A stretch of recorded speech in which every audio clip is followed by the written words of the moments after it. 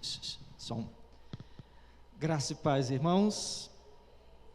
Graças a Deus estamos aqui na casa do Senhor, adorando, louvando. É sempre bom quando estamos na presença do Senhor, em culto, né? Na presença do Senhor devemos estar sempre em todos os lugares e em todos os momentos. Mas quando estamos em culto, realmente é muito bom, é muito agradável e nós nos sentimos felizes quando podemos, com os cânticos, com a palavra, com os testemunhos, ficamos felizes quando tudo isso nos inspira, quando tudo isso nos toca e acabamos saindo da casa do Senhor cheios de alegria, cheios de vontade de fazer mais. Que Deus nos abençoe sempre em cada culto. Muito obrigado, irmão. Diácono é assim, está sempre servindo, está vendo? Aliás, felizmente foi lembrado a tempo, né, que hoje era o dia dos diáconos. Parabéns a cada um desses irmãos que tem se prontificado, se apresentado para o trabalho.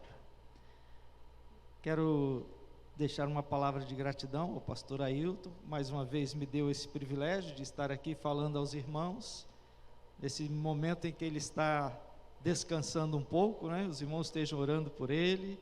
O pastor Ailton é um grande amigo, e é sempre uma alegria poder atender um convite, um pedido dele. Estamos aqui para isso. No dia 4 de julho do ano passado, dia 4 de julho de 2021, eu estive pregando aqui para os irmãos, e naquela ocasião eu mencionei um projeto que eu estou desenvolvendo. Está mais lento do que eu pensava, mas um projeto que estou desenvolvendo de um livro, cujo tema é Nunca é Tarde, Nunca é Tarde para Repensar. E naquele dia 4 de julho, pela manhã, quando eu estive aqui, o tema da mensagem que eu preguei foi: nunca é tarde para repensar a vida e lutar para reconstruir os seus sonhos. Esse é um dos capítulos do livro que eu estou escrevendo. Nunca é tarde para repensar a sua vida e lutar para reconstruir os seus sonhos. Quando o pastor Ailton me convidou para estar aqui falando pela manhã e também à noite, eu pensei, vou dar sequência a esta série de reflexões, trabalhando um pouco mais do tema dos temas desse livro que eu estou escrevendo. E aí, hoje pela manhã, eu resolvi que o tema que estaríamos desenvolvendo, estaríamos trabalhando nunca é tarde para repensar a vida e renovar a sua comunhão com Deus. Nunca é tarde para você dizer: Senhor, eu estou aqui de volta. Nunca é tarde para você dizer: Senhor, eu sinto falta daqueles momentos de comunhão que já vivi e quero viver de novo. Então hoje pela manhã estaremos falando sobre isso.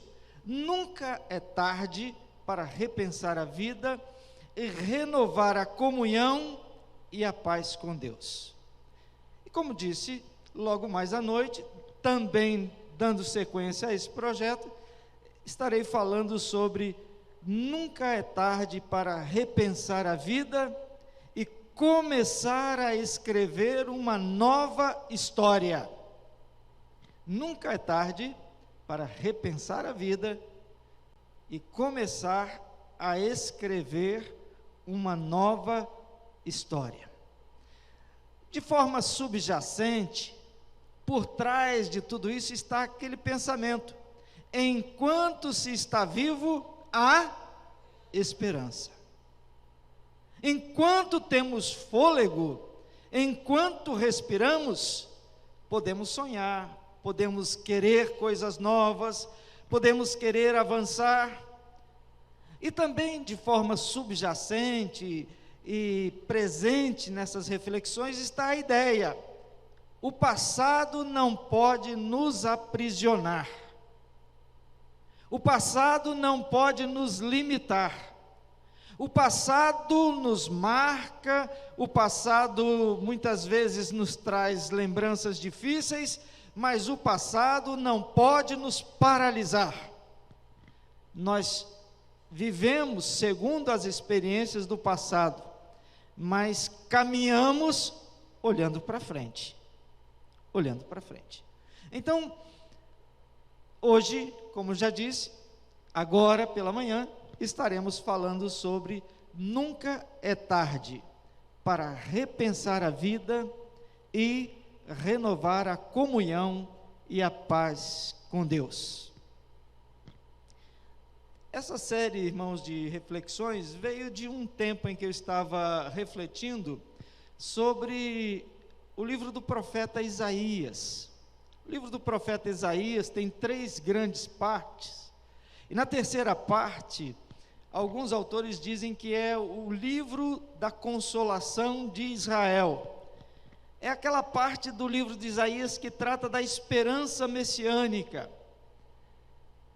É quando Isaías vislumbra que, mesmo tudo estando muito mal, e as coisas estavam muito ruins naqueles dias, eles estavam aprisionados, levados para Babilônia, Israel massacrado, Judá massacrado, Jerusalém massacrado, não havia muita razão para crer. Então Isaías fala da esperança, e na esperança que ele fala, ele diz assim: aos cansados ele dá novas forças, e enche de energia os fracos.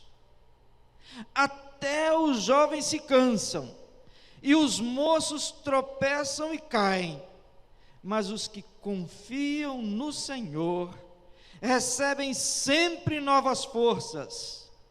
Voam nas alturas como águias, correm e não perdem as forças, andam e não se cansam. Essa era a esperança que Isaías compartilha com o povo de Israel.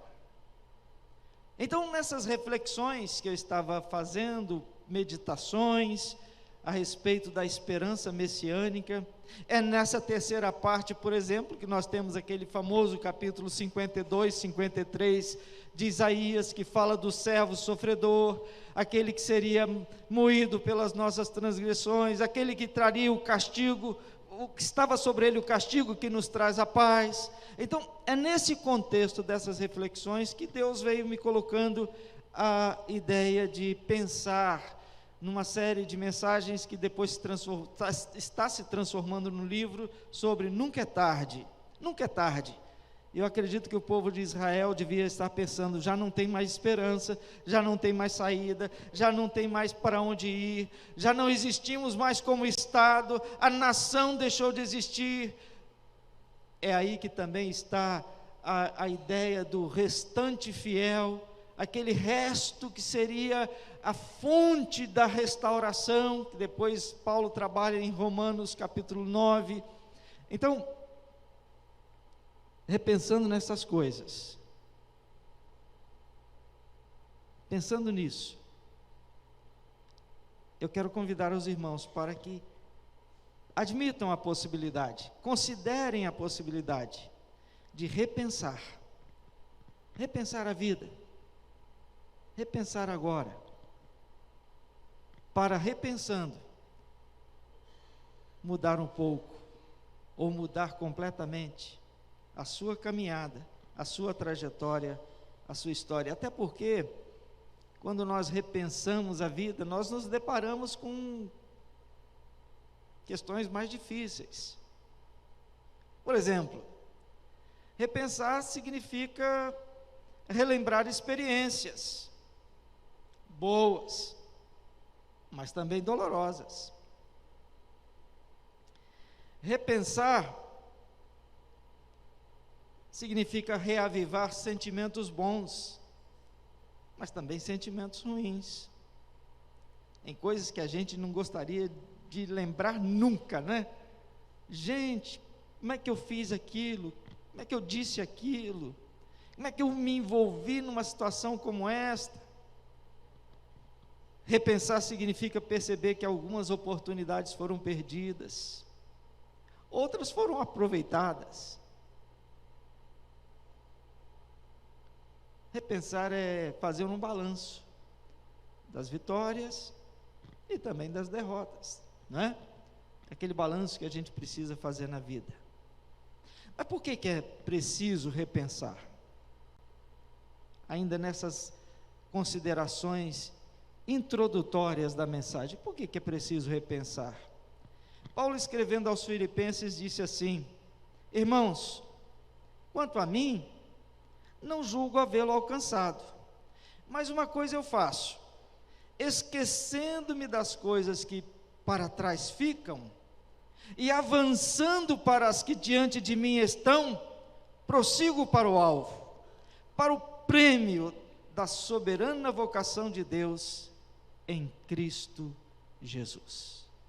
A gente precisa repensar, a gente precisa refletir, porque nós temos uma direção a seguir, nós temos um alvo a buscar, nós temos uma conquista a buscar, e é sobre essas coisas então que nós vamos tratar agora nesta mensagem.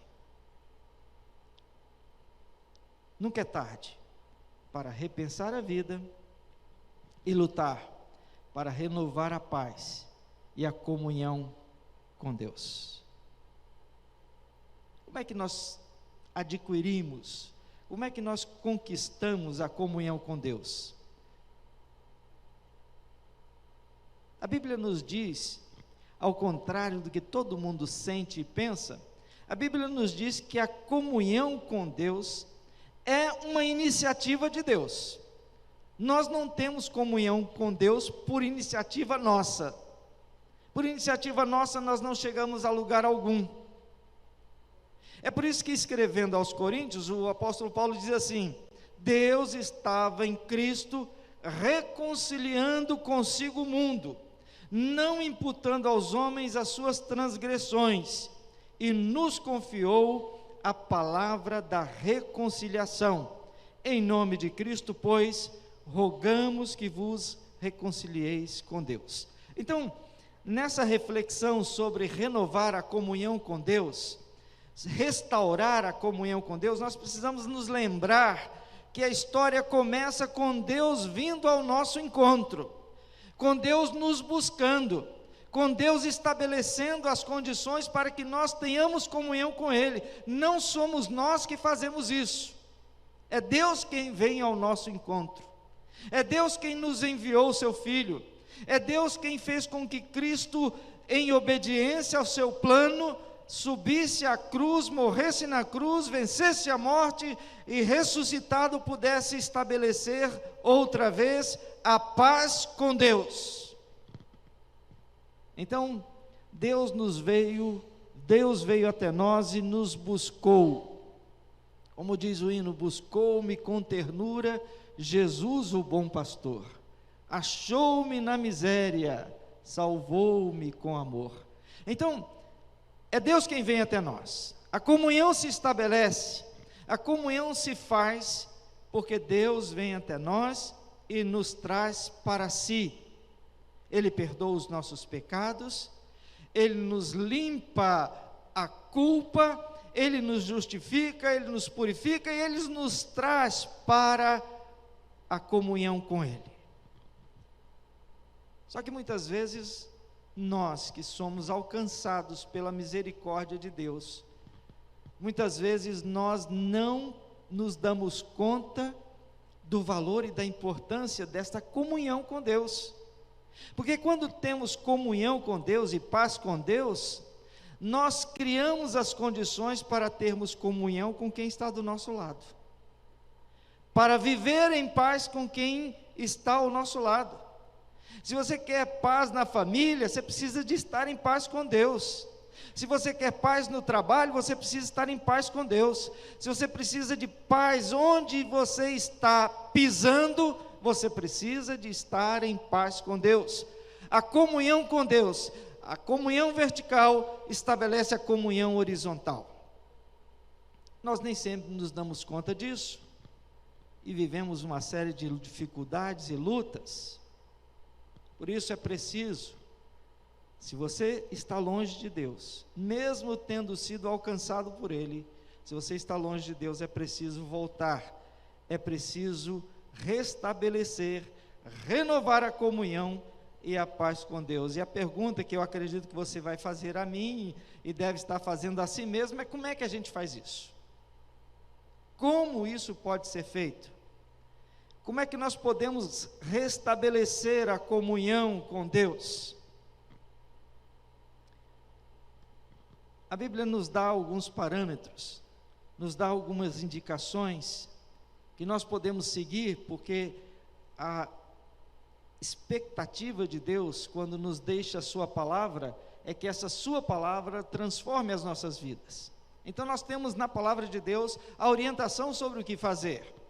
E a primeira coisa que você precisa aprender para ter paz e comunhão com Deus, é que você tem comunhão, você tem paz com Deus quando você consegue sentir da mesma maneira que Deus sente.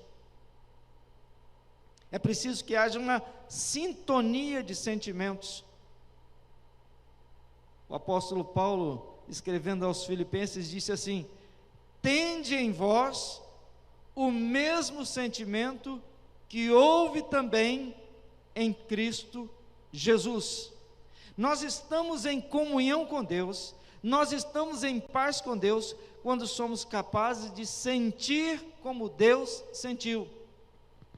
E aí você pergunta: o que Deus sentiu?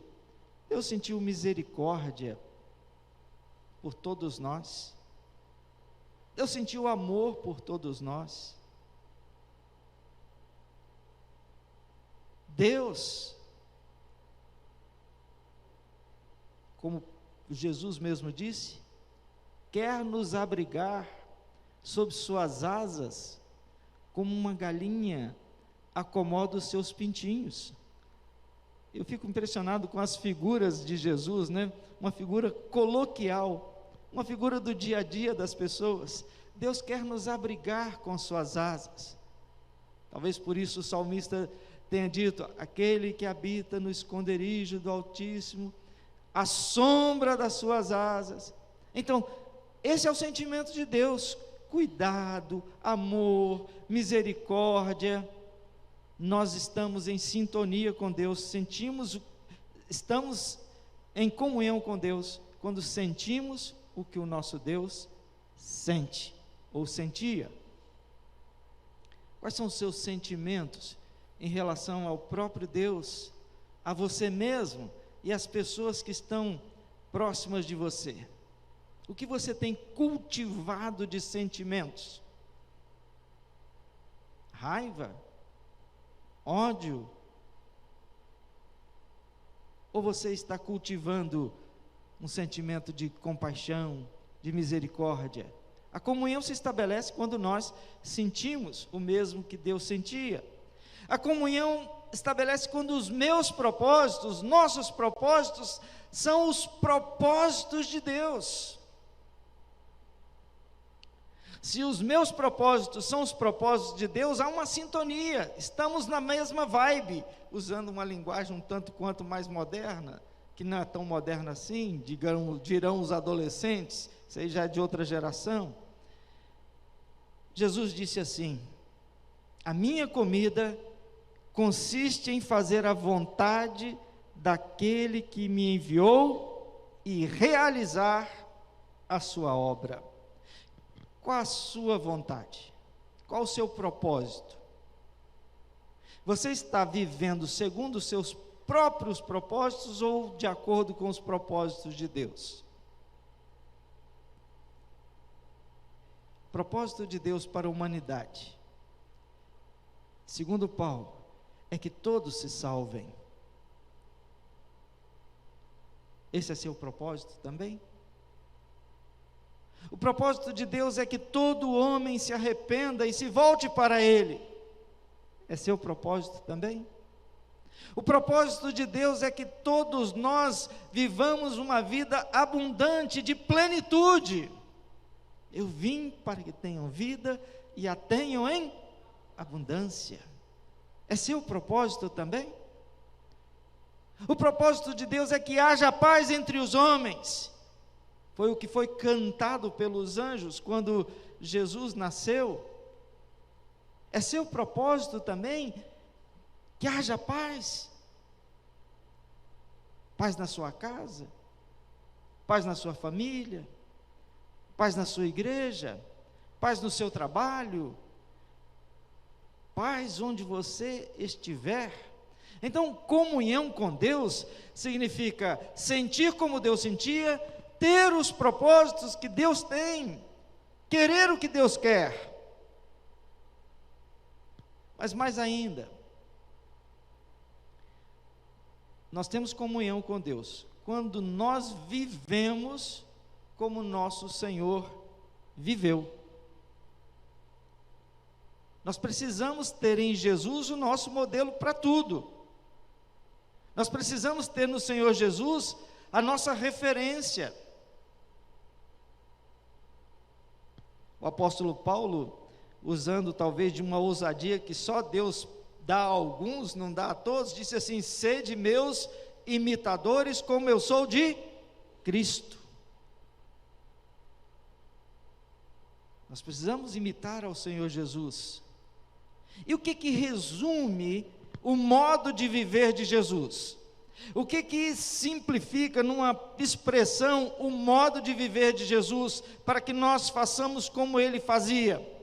Escrevendo aos Filipenses ainda, capítulo 4, verso 8, o apóstolo Paulo diz assim: irmãos, tudo que é verdadeiro, tudo que é respeitável, tudo que é justo, tudo que é puro, tudo que é amável, tudo que é de boa fama, se alguma virtude há, e se algum louvor existe, seja isso que ocupe o vosso pensamento.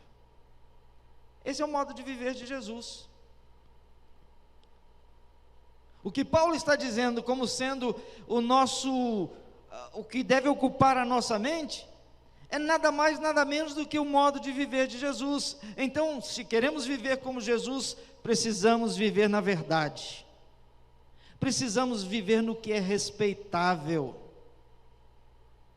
Nesse respeitável aí, nós temos condições de pensar naquilo que Paulo estava dizendo sobre os gentios. Tem coisas que eles fazem que nem é bom pensar, não é? Então, o que é respeitável é diferente de tudo que fazem aí fora. Justiça, tudo que é justo. Jesus era um homem de justiça. Tudo que é puro, ele viveu entre nós sem pecado algum, pureza completa. Tudo que é amável, ouvimos hoje Mateus 11, 28, citado pela Ana, não é isso? Vinde a mim todos vós que estáis cansados e oprimidos. Não tem nada mais amoroso do que isso, não tem expressão mais amável do que esta. De boa fama, não precisa falar nada. Virtude, característica de Jesus. Se algum louvor existe, então todas essas qualidades mencionadas por Paulo, escrevendo aos Filipenses, descrevem aquilo que nós devemos ser em nosso viver. E se vivemos como Jesus vivia, temos comunhão com Ele. E aí você já concluiu, porque você é muito mais esperto do que eu, que ter comunhão com Deus não é uma coisa, digamos, abstrata. Ter comunhão é muito concreto, é sentir o que Jesus sentiu, é ter o propósito que Deus tem, é viver como Jesus viveu. Quando nós sentimos e temos o mesmo propósito e vivemos como Jesus, estamos em comunhão com Ele. Eu sinto que às vezes há uma certa tendência em nosso meio de espiritualizar a coisa. Comunhão é uma coisa muito concreta, uma coisa muito real. Se você sente como Jesus, como Deus, se você tem a mesma vontade de Deus, se você vive como Ele viveu, você está em comunhão com Ele. Agora você vai dizer assim: pastor, falar é fácil, né? Falar é fácil. Como é que a gente faz isso? Como é que é isso na prática? A verdade, irmãos, é que nessa caminhada nós temos vários obstáculos. Mas quando nós identificamos os problemas, é que nós temos condições de resolvê-los. Um obstáculo que temos, por exemplo, nós queremos sentir como Deus sentia, como Jesus sentia, mas a nossa convivência com a palavra de Deus é quase nenhuma. Nunca temos tempo para ler, estudar, meditar, refletir na palavra de Deus. Como é que eu posso sentir se eu não sei o que Deus é, quem Deus é? A palavra de Deus é quem nos diz quem Ele é. Você quer saber sobre Jesus, você vai saber aonde? É na Bíblia, é na palavra de Deus. Então não tem como ter comunhão, sentir como Jesus sentia, se você desconhece a palavra do Senhor. Outro obstáculo: como você não conhece quase nada de Deus, você tem pouca experiência com Deus. E quando nós não temos experiência com Deus, nós não sabemos do que Ele é capaz de fazer. A gente até ouve dizer, a gente ouve do púlpito, a gente ouve de alguém que compartilha um testemunho, mas a gente não vive. Como é que está a sua experiência com Deus? Você pode dizer: Deus ouviu a minha oração. Você só pode dizer isso quando você orou, quando você pediu, quando você clamou, quando você chorou e quando você viu a resposta. Não importa se a resposta foi sim, não importa se a resposta foi não, não importa se a resposta agora não importa se a resposta vai ser mais tarde, o importante é que você teve a resposta de Deus. Quando você tem experiência com Deus, você pode dizer que você conhece a Deus.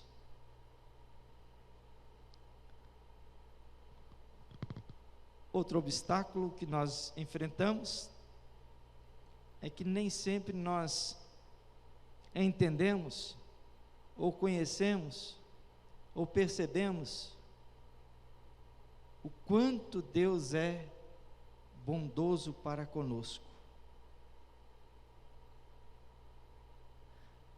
A gente precisa agradecer mais. Eu não sei quantos aqui, na pandemia, ou até mesmo recentemente, como está acontecendo, né, viveu com a Covid.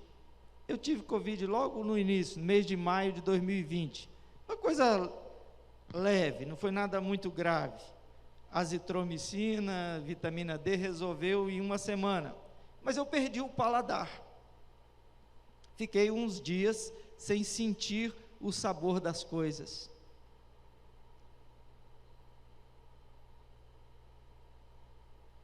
Já pensou perder a capacidade de sentir o sabor das coisas? Tem alguns sabores que eu aprecio muito. Eu gosto, por exemplo, nas coisas doces, eu gosto de um bom pudim bem feito, né?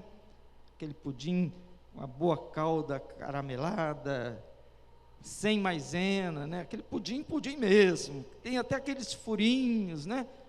Que gostoso sentir esse sabor, né? Quem sabe fazer, depois me convida que eu vou provar com muita alegria. Quando eu compro um frango assado deste padaria, eu gosto do sabor da asinha, né? A asinha fica, todo o tempero fica ali, né? Aquela asinha crocante, que bom sentir esse sabor. Eu estou mencionando essa coisa tão prosaica, tão corriqueira, para dizer, a gente precisa aprender a agradecer a Deus. E quando a gente agradece, a gente conhece a Deus. E quando a gente conhece a Deus, a gente tem comunhão com Ele. Agradece porque você ouve. Ou se não ouve, agradece porque Deus de alguma maneira te permite conhecer as coisas. Você sente o cheiro das coisas. Você enxerga, e se você não enxerga, talvez Deus de alguma maneira te compensou de alguma forma. Você anda. você tem braços, talvez alguns não tenham, mas de modo geral, enfim, a gente precisa ser mais gratos, e quando somos gratos, nós percebemos a bondade de Deus, e quando percebemos a bondade de Deus, nós nos aproximamos de quem Ele é, e quando nos aproximamos de quem Ele é, nós temos comunhão. Mas eu não quero cansá-los muito, não vou estender por demais essa palavra, mas um grande obstáculo para a comunhão, que felizmente não é um problema nosso, não acontece aqui entre nós, mas é comum lá na França, é o impacto do mau testemunho e da vida relapsa de alguns cristãos. A palavra de Deus diz: ai daqueles por quem vêm os escândalos. Irmãos, quantas pessoas fracas na fé, imaturas na fé, são prejudicadas na comunhão por causa do mau testemunho de alguns cristãos. Então a solução é maturidade na fé, é entender que a vida é vivida em meio às dificuldades, e que há pessoas que estão caminhando e outras estão talvez atrapalhando a caminhada. E quando nós superamos a nossa imaturidade, e quando nós aprendemos a lutar pela vida, olhando para Cristo e não para o lado, nós aperfeiçoamos a nossa comunhão com Deus.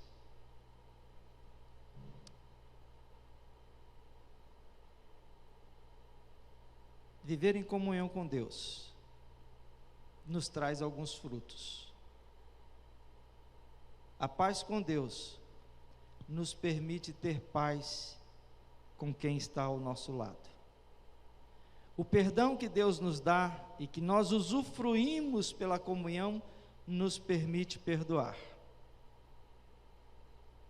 A alegria que Deus nos dá quando temos comunhão com Ele nos permite compartilhar a alegria com quem está ao nosso lado. A esperança que Deus nos dá quando nós temos comunhão com Ele, a esperança de que venceremos os obstáculos e que ao fim venceremos a morte e viveremos na eternidade com Ele, essa esperança será também compartilhada com quem está próximo de nós. Nunca é tarde para repensar a sua vida, para restaurar a comunhão com Deus, para renovar a comunhão com Deus, para renovar a paz com Deus, porque quando isso acontecer, você terá paz, terá comunhão, terá vida melhor com todos aqueles que estão à sua volta. Volte-se para Deus, volte-se para Ele, renove a comunhão, renove a paz, e que Deus te abençoe. Amém?